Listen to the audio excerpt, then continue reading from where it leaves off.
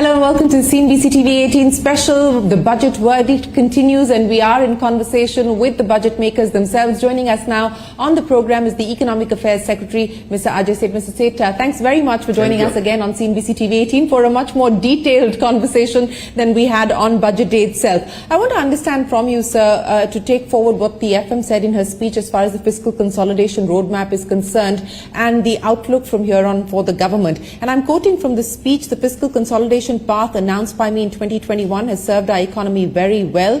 From 2026-27 onwards, our endeavour will be to keep the fiscal deficit each year such that the central government debt will be on a declining path as a percentage of GDP. While the fiscal consolidation glide path has been mapped out by the FM, what about the debt side, sir? What's the expectation that we should realistically have in terms of the debt levels that the government wishes to achieve within this period as well? Okay. See, conventionally, debt management for public debt management has been looked at from the perspective of the flow as a parameter. How much governments should borrow in a particular year. But when we look at the sustainability of debt, what is relevant is the stock of the debt, which has a far more lasting impact because one can adjust the annual accretion to the debt stock. But whatever one has accumulated over the years, that has to be brought to the sustainable level. Keeping that in mind, what Finance Minister has announced that government has delivered and is committed to deliver even next year the glide path from 2021 till the next year. What next? As a forward guidance to the market, an approach has been suggested what government intends to follow from the financial year 26-27. Is saying that if you are looking at bringing the total debt stock to a sustainable level, then the primary or the most relevant parameter itself, let's anchor our efforts to that one itself, which is total debt stock to GDP ratio. Right. And every year we try to chip it away from there. And if you recall that pre-pandemic country was, or central government debt was around 48%. This ratio was around 48%. Because of the pandemic, it went up to almost... When at about 56. It went up to 61. Yeah. Now we are 56 plus. Right. Meaning that over 4 years, we have come down by about 5 percentage point. Moving forward, every year, it has to be reduced so that we reach to a more sustainable. So what is that quantum that you realistically believe that you will be able to chip away, in your words, every year? So the policy intent has been initiated by Finance Minister. Now it is for us now to work out the ways how to operationalize this. We have certain ideas how to put it together, but that call has to be done, that what kind of a glide path has to be done over the course of next 1 year. So what are the options on the table? You said that the work has, obviously some background work has been done and decisions will have to be taken on the route forward. But what are the options on the table? So the options in the sense that why this shuttle shift has been thought of, and it's not, this is several economists have been talking about it, the public finance people who have worked in that area have been talking about it, not just in India but even abroad,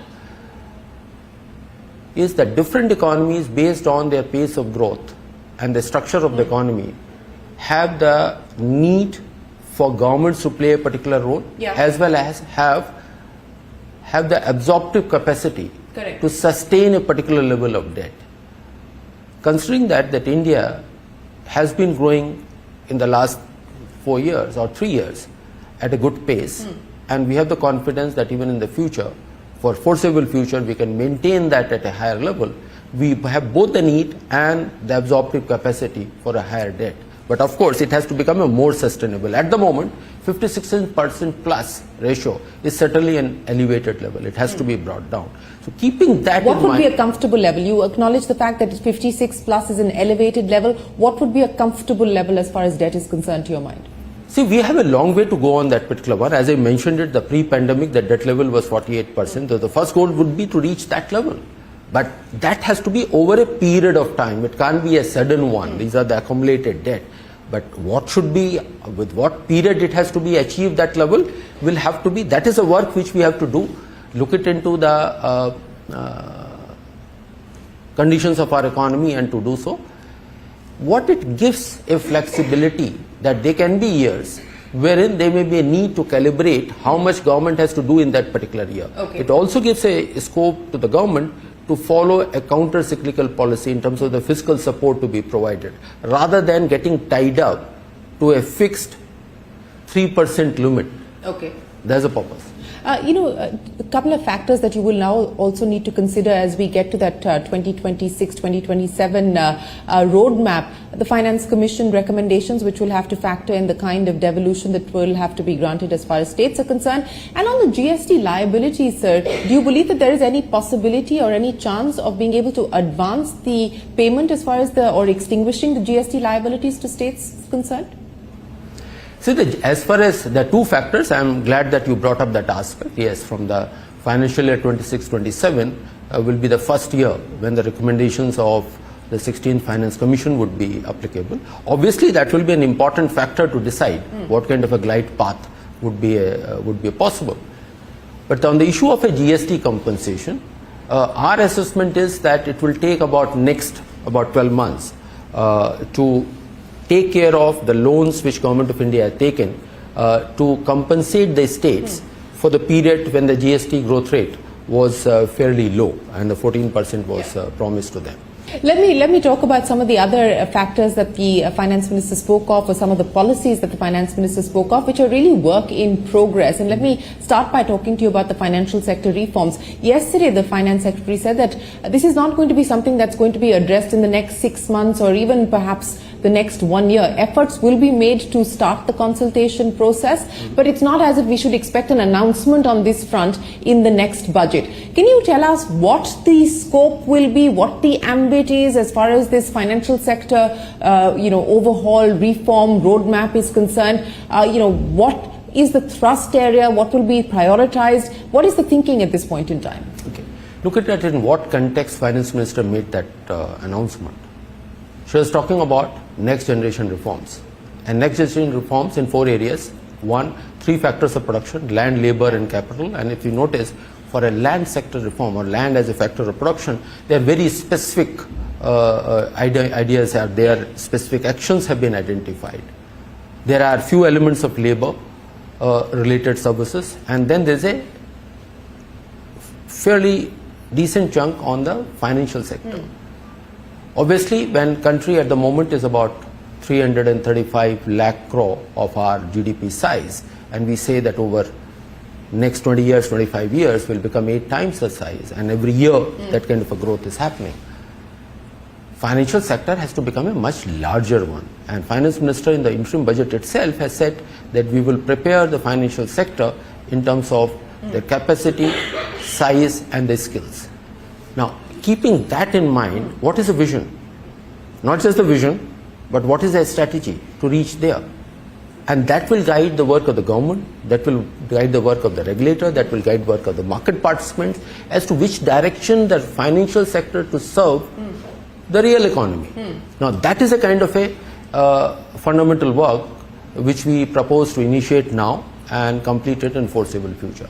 And I understand that there is no timeline that's been put in place by when you expect to complete this. But you were talking about the financial sector. Let's talk about banks in particular. And the aspect that's been brought to the table several times previously is that we need not just world-class banks, but we also need world-size banks. In that context, what is the thinking? We've seen one spate of consolidation as far as PSBs are concerned, and then nothing. Nothing has moved as far as privatization goes. What do you believe is the future as far as public sector banks are concerned? What is the thinking at this point in time that the government has with regards to PSBs specifically and their need to service a much larger economy?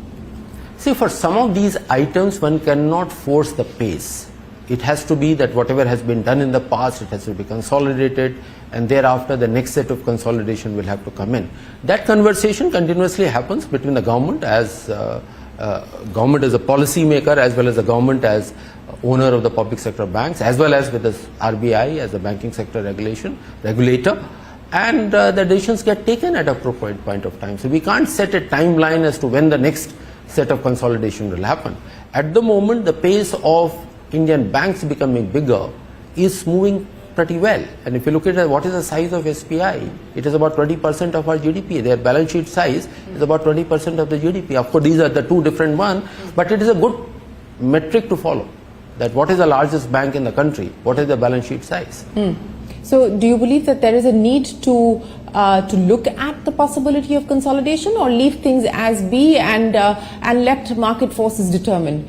See, some of these ideas, what you are asking the question, these are the questions one has to, precisely the kind of a question one has to, will be grappling with those issues in the financial sector strategy reforms. part. So one is a vision part, like what you enunciated. India should have not just large bank proportional to Indian economy, but with reference to the global economy, we should have a large bank. Now that's a vision. But then what is a strategy to reach there? And what kind of a time frame one may have in mind? Those kind of issues which this paper is expected to bring out. Okay, speaking of work in progress, the energy transition roadmap, also something that the finance minister spoke of. And again, specifics are yet to be worked out, but give us an indication of where the thinking is and what the next steps are expected to be on that front. Okay.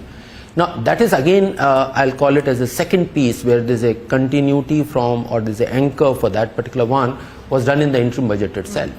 As part of the strategy for Amrit Kal, Finance Minister talked about that one of the elements of the strategy was ensuring energy at affordability, accessibility and availability. All three elements have to be there. In Indian context, we need to grow.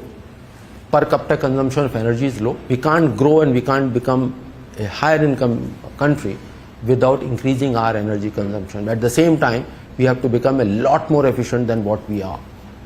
Keeping that in mind, that our purchasing power, which say about $2,007 per capita income versus what it may be say in Europe and others advanced countries of $50,000 per capita, the solutions for an energy transition for India have to be entirely or quite different than what it can be for an advanced economy.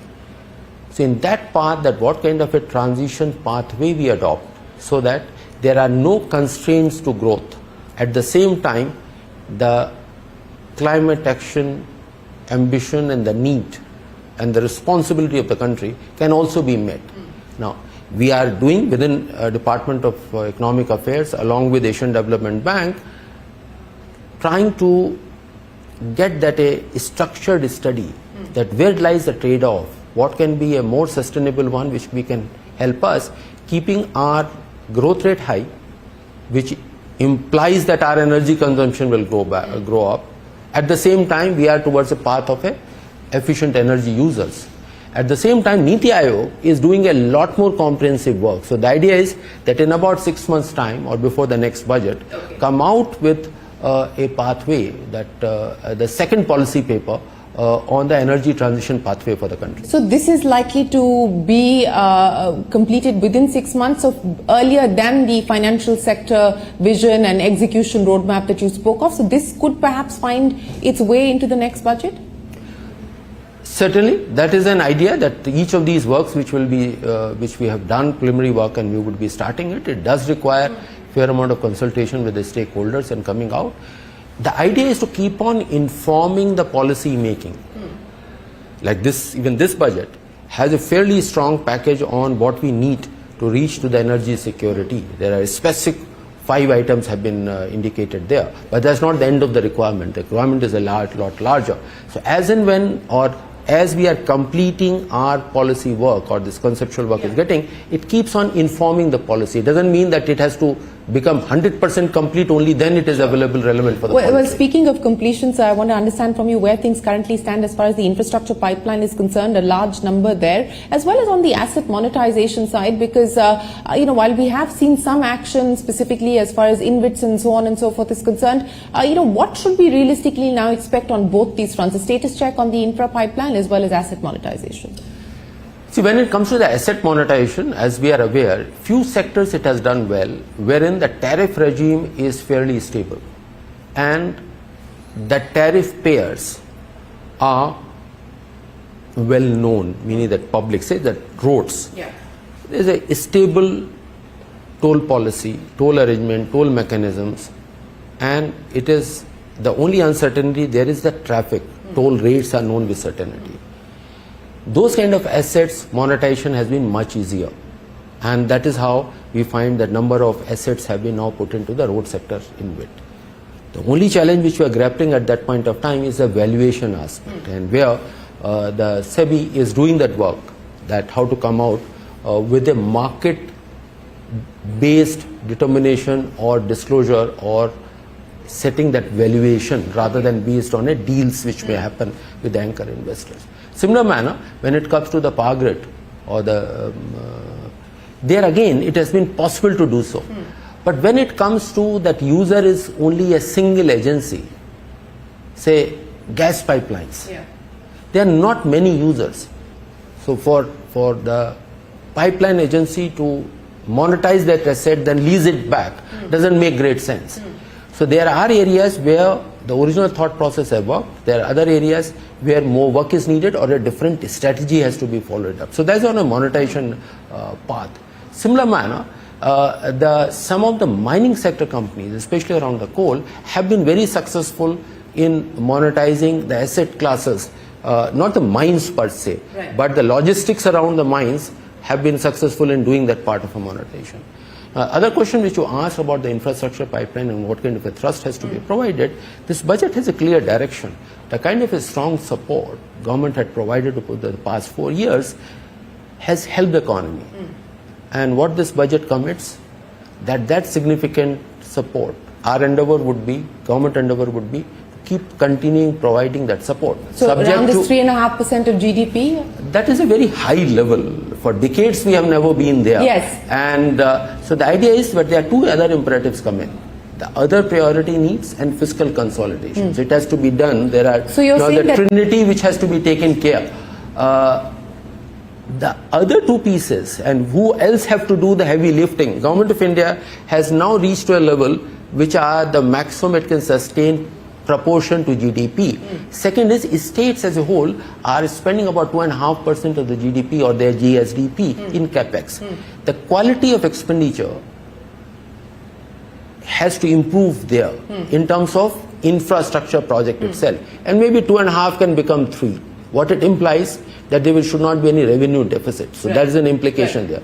Third piece is around the private sector to come in a much bigger way, which has been possible, which again, there is a mention in the budget that within next 2 to 3 months itself, we expect to come out with a financing framework, which a committee headed by Dr. Vivek Devaraya is looking into that. That committee was formed last year to complete their work and come out with a financing framework where the private sector can come in. So Government of India putting its part, state government putting its parts, private sector coming in at a much larger manner. That should be the infrastructure story which we would like to have. On the infrastructure story, I just want to pick up on the point that you made that the government has done its part and 3.4% is already significantly elevated on account of the fact that the government was really pump-priming the economy in a post-COVID period. So what would a realistic number be then to have as far as government capex going forward, if you believe that this is the most or the maximum that the government can do?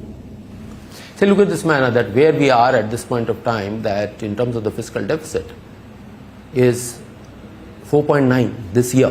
That's what we are expected to do. Next year 4.5. And that's not the end of the fiscal consolidation. We have to keep on going less, of course, with the different metrics of a debt to GDP ratio.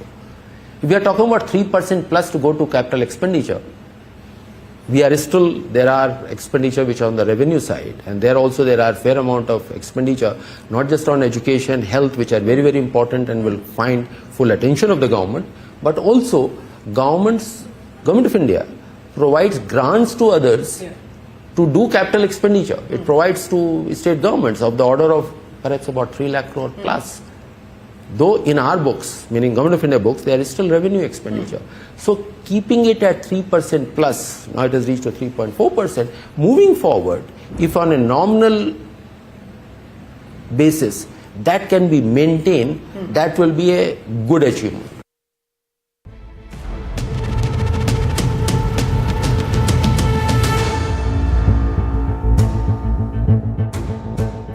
What does it take to build India's largest startup platform? It takes a journey of starting out as an unknown and ending up as unforgettable. It takes more than 2 decades of celebrating the most influential and influencing the most celebrated entrepreneurs. From chronicling the stories of India's startup universe to becoming a success story in itself. as India's longest-running show on startups and entrepreneurship, celebrating 21 action-packed years of building India's biggest startup community. Young Turks at 21, only on CNBC-TV18 and CNBC-TV18.com. What does it take to build India's largest startup platform? It takes a journey of starting out as an unknown and ending up as unforgettable. It takes more than 2 decades of celebrating the most influential and influencing the most celebrated entrepreneurs. From chronicling the stories of India's startup universe to becoming a success story in itself, as India's longest-running show on startups and entrepreneurship, celebrating 21 action-packed years of building India's biggest startup community. Young Turks at 21, only on CNBC-TV18 and CNBC-TV18.com. What does it take to build India's largest startup platform? It takes a journey of starting out as an unknown and ending up as unforgettable. It takes more than 2 decades of celebrating the most influential and influencing the most celebrated entrepreneurs. From chronicling the stories of India's startup universe to becoming a success story in itself, as India's longest-running show on startups and entrepreneurship, celebrating 21 action-packed years of building India's biggest startup community. Young Turks at 21, only on CNBC-TV18 and CNBC-TV18.com. What does it take to build India's largest startup platform? It takes a journey of starting out as an unknown and ending up as unforgettable.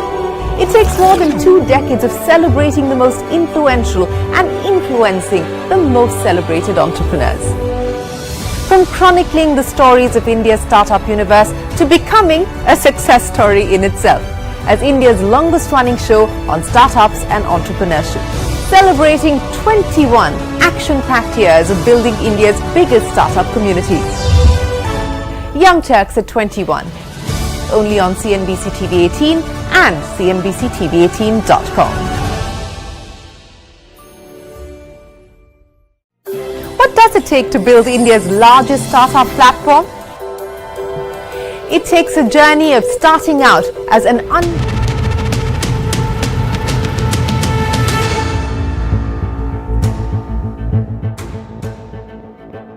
I also want to understand from you, what you see as the impact as far as flows are concerned. And, the market has its own estimates of anywhere between $20 and $25 billion on account of the inclusion to the JP Morgan index.